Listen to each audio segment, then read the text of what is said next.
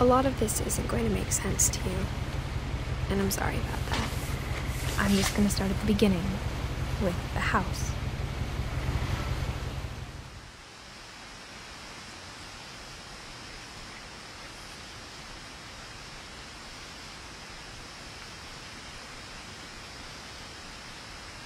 Someone had put up a chain link fence, but it looked like I wasn't the first person to hop it. My brother Milton disappeared when I was 4. It was like the house just swallowed him up.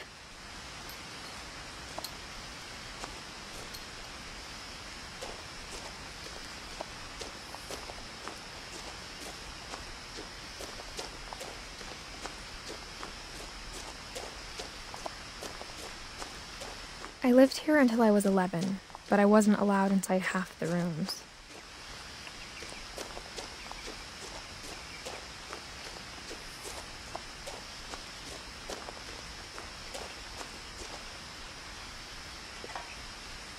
Inside the mailbox were bills from 7 years ago, marked urgent, open immediately.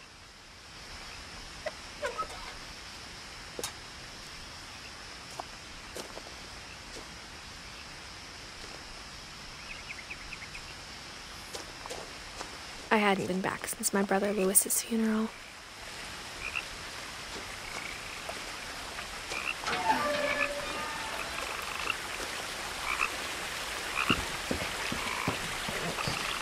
In her will, my mother left me a key, but didn't tell me what it unlocked.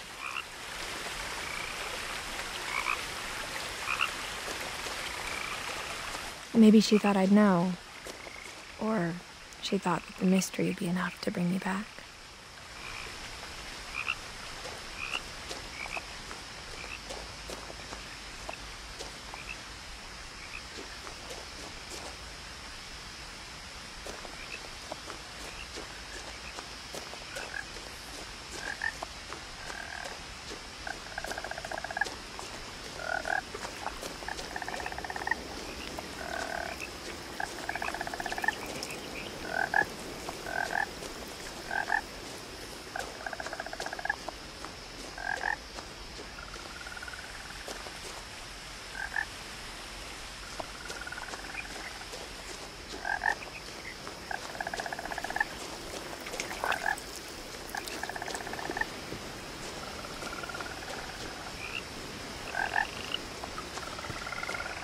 The truth is, even after I inherited the house, I never thought I'd come back to it. But now I had questions about my family that only the house knew the answers to.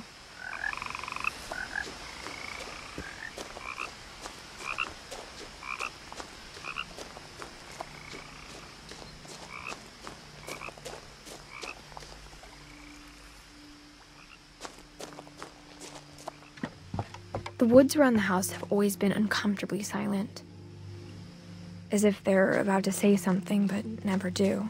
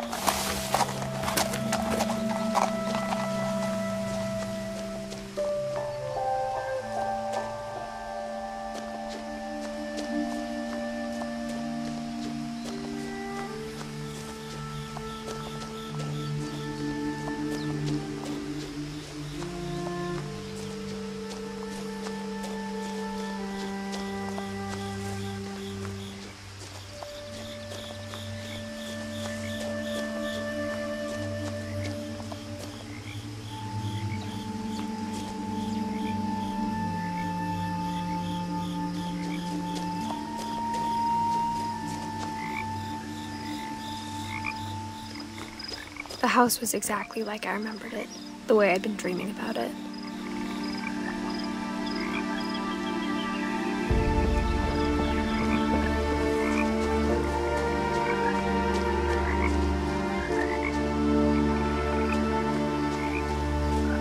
As a child, the house made me uncomfortable in a way I couldn't put into words.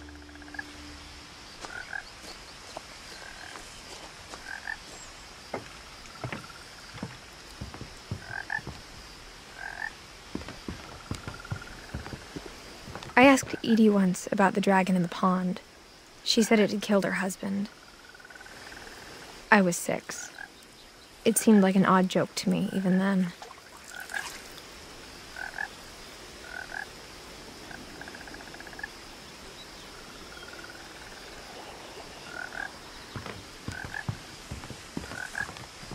Now, as a 17-year-old, I knew exactly what those words were. I was afraid of the house.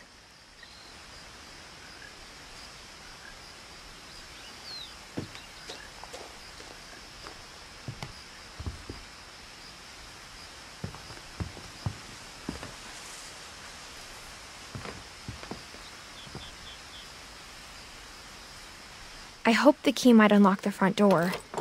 It didn't.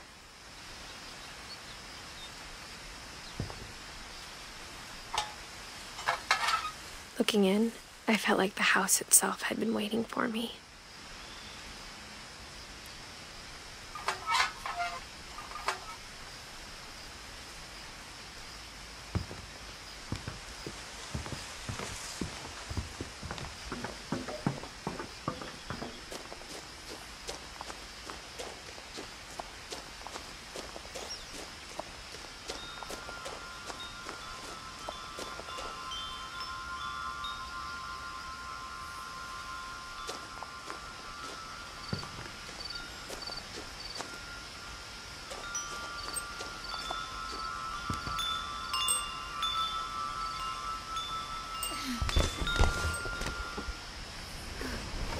Crawling through the doggy door used to be a lot easier when I was 11.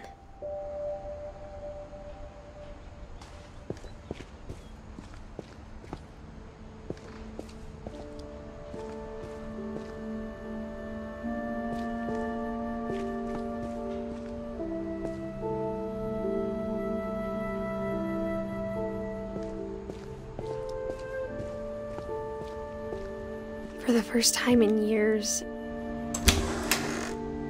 I felt like I was home.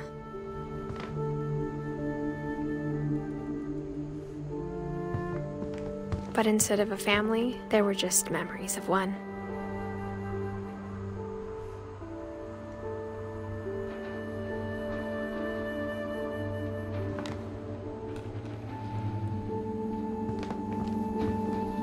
Like how only one restaurant would deliver to our house, so we had Chinese a lot.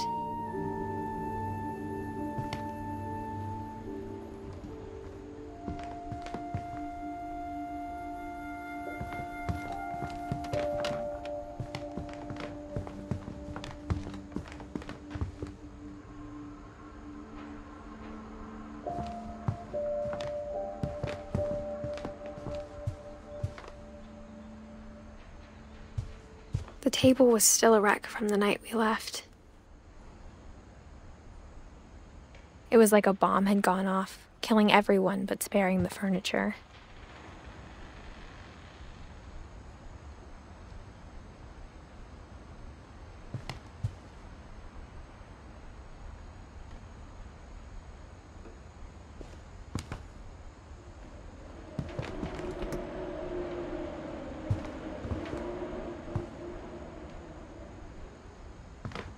My mom was the only one of us who could imagine Great-Grandma Edie living in a nursing home.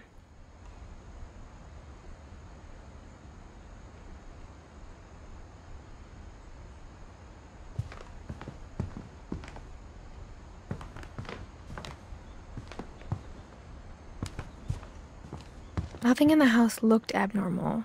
There was just too much of it, like a smile with too many teeth.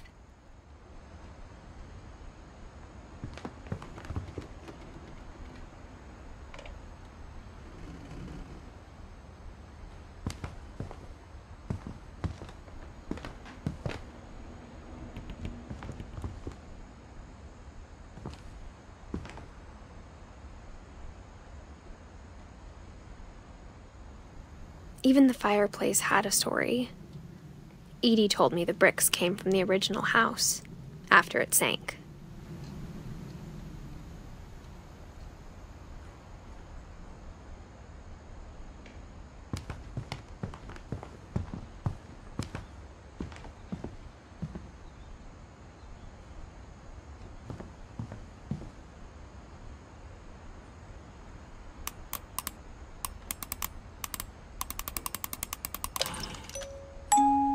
Great-Grandpa Sven built a music box for Barbara, along with the rest of the house.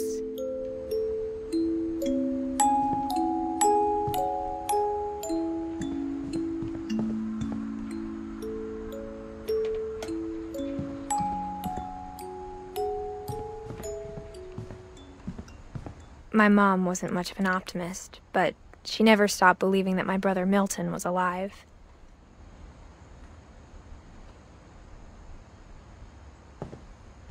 A lot of things got left behind in the whirlwind of that last night.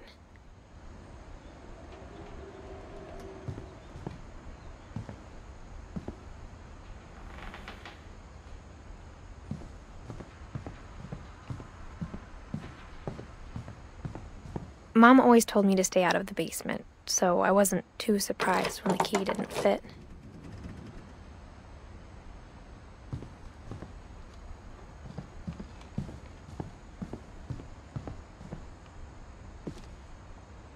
After Milton disappeared, Mom sealed up all the bedrooms. Then Edie retaliated and drilled peepholes.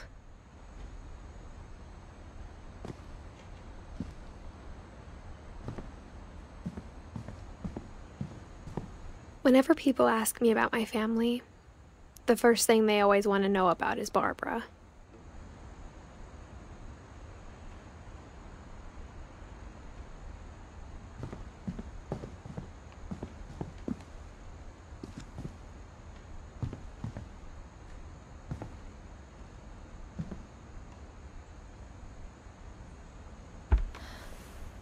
Barbara was a child star for 2 years, until America grew out of it.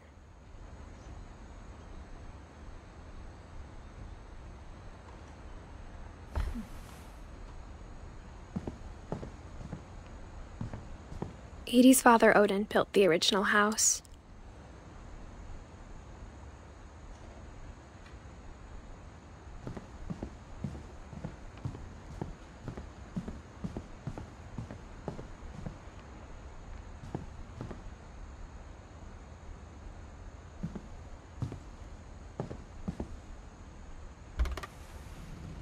Molly always seemed like a girl I could imagine being friends with, if she hadn't died in 1947.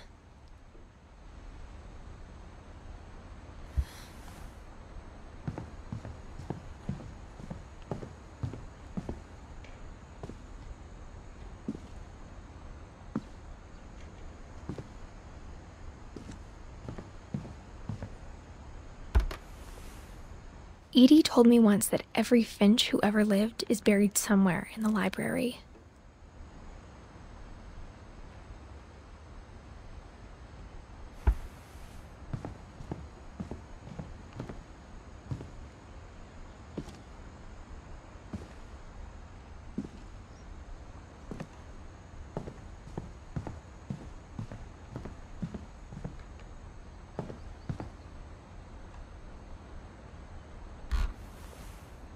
The last time I was in Edith Sr.'s room, I was 10 and she was painting my portrait.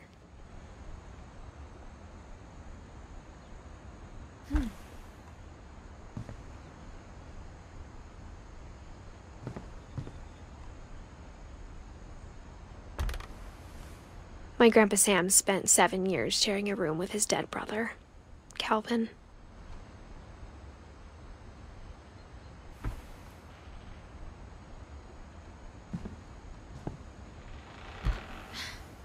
As a kid, I just assumed every house had peepholes and sealed rooms you weren't allowed inside of.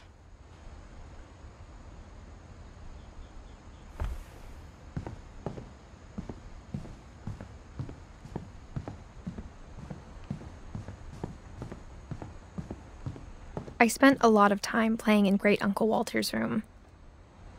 I think my mom sometimes regretted not sealing it up.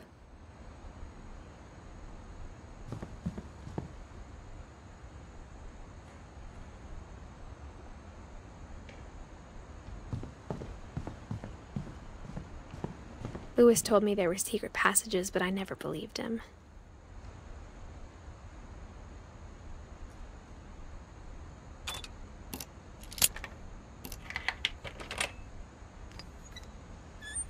Turns out, my mom was really good at keeping secrets. Now it was time to find out what my mom had been afraid of.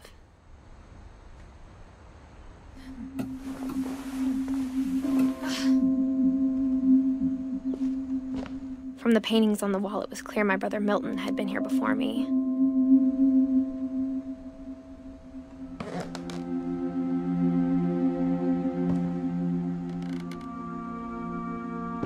Reading this, maybe it sounds like I had a plan.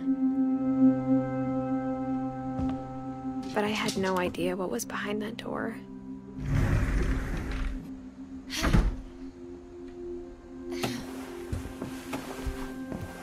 Just like I had no idea where all this was gonna lead.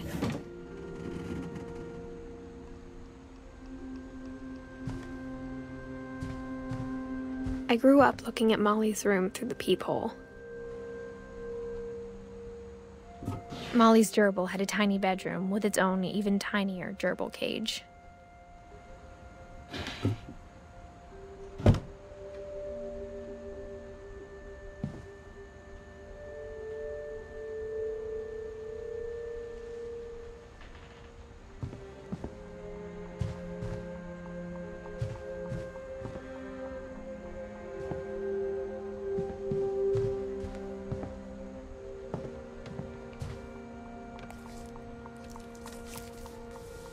December 13th, 1947. Dear Diary, I'll be gone soon, but I wanted to tell somebody about what's gonna happen. It started when Mom sent me to bed without dinner. I woke up and I was starving, so I looked around for something to eat. The gerbil food was dry, but I didn't mind it.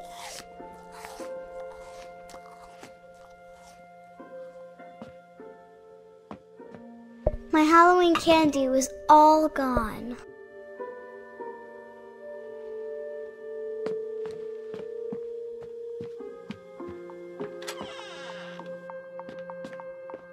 I kept eating and eating.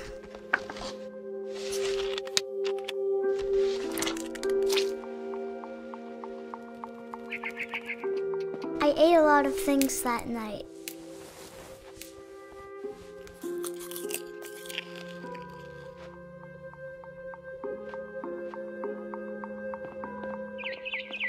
Then I heard chirping outside my window. It was a barn swallow going back to her nest. I reached out for her.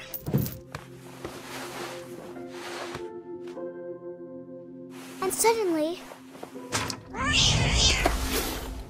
I was a cat.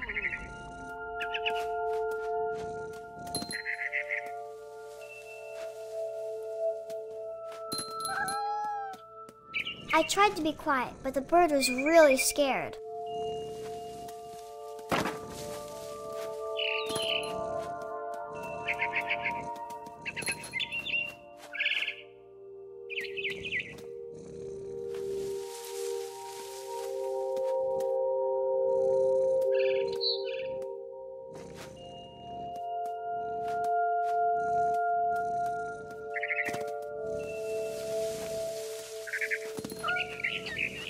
Mom and Dad didn't even look at me.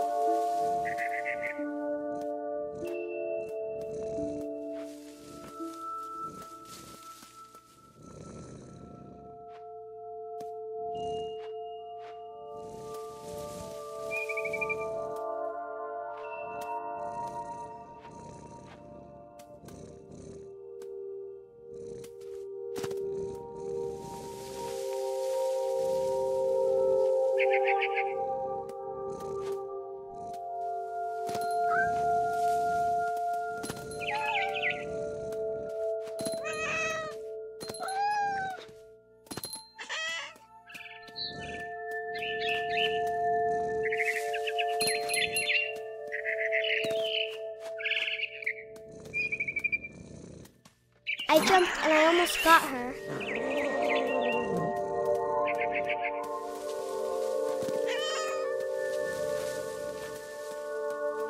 I could tell she was getting really tired. Now I was up in the big tree. I promised Dad I wouldn't climb it anymore. All I cared about was eating that mama bird.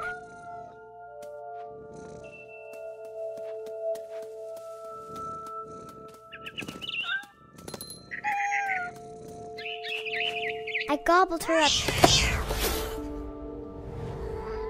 And suddenly, I was an owl. First, all I heard was the wind. Then I heard little teeth nibbling in the grass.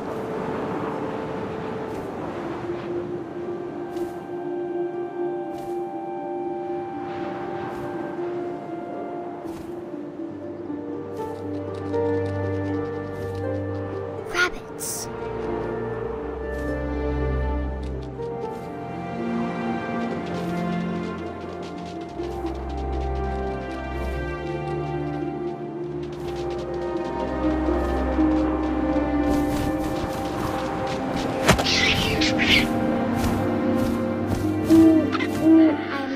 His face looking up and seeing mine through my talons. I swallowed him up, and I didn't chew one bit. Then I flew off to find something bigger.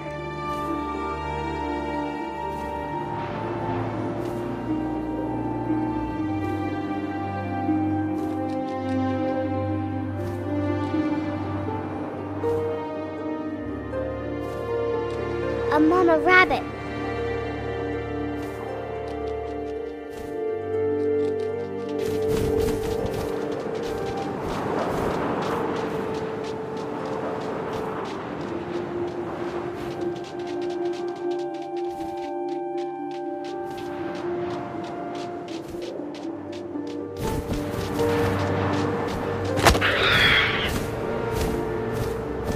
She was almost too big to carry. I started choking, but I couldn't stop eating. And suddenly, I was a shark!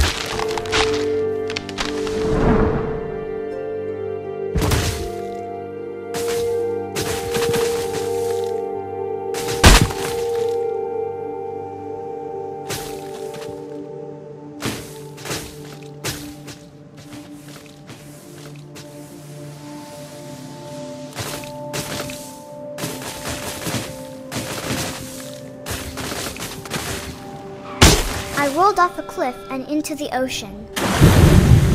Now, I was hungrier than ever.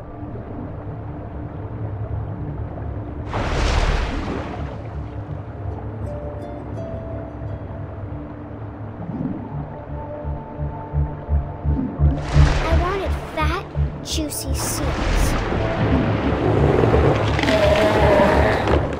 I tore off her flipper, and it tasted really good.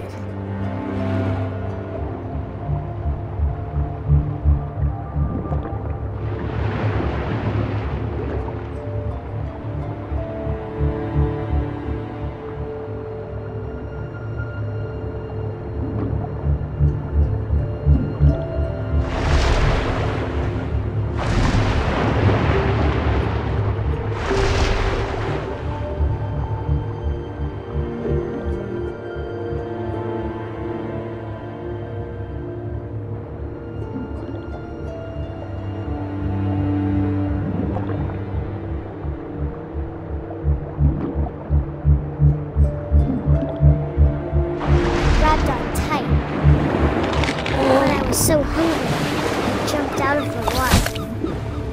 When I opened my eyes, everything had changed.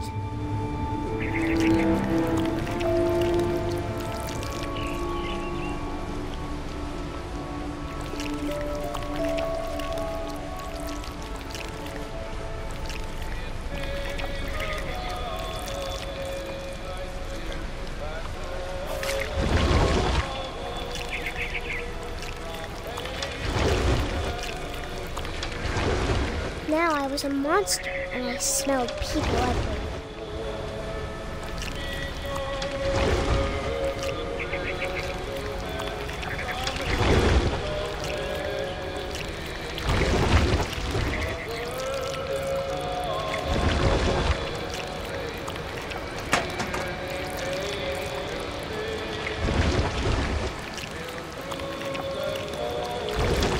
I was big, but I moved real quiet.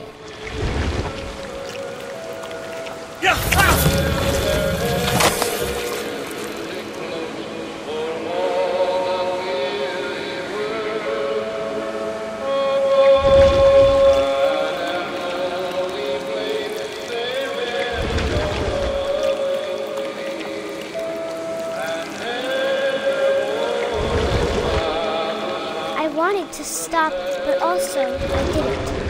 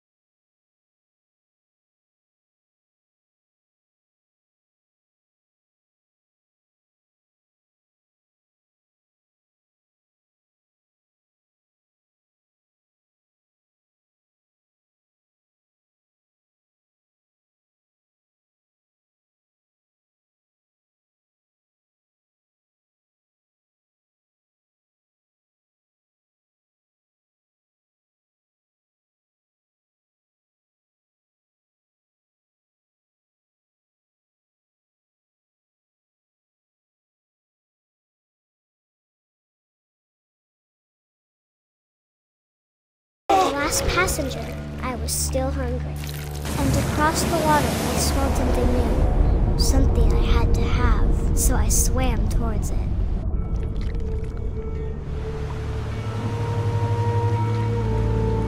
I slithered onto the sand, and the good smell went into an old pipe.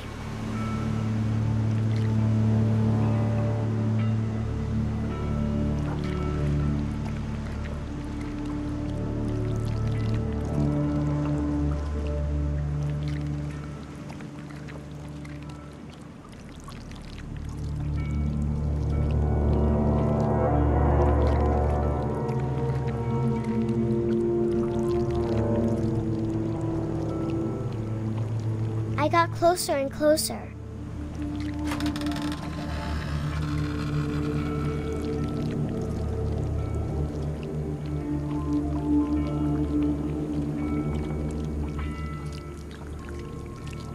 All of my stomach started growling.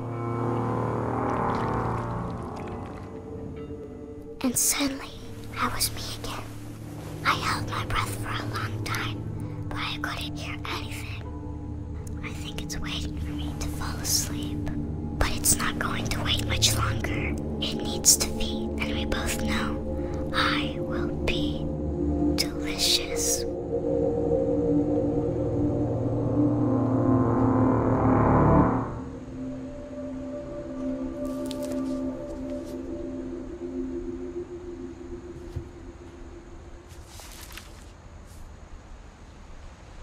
I'm not sure if I believed all of that, but I'm sure Edie would have.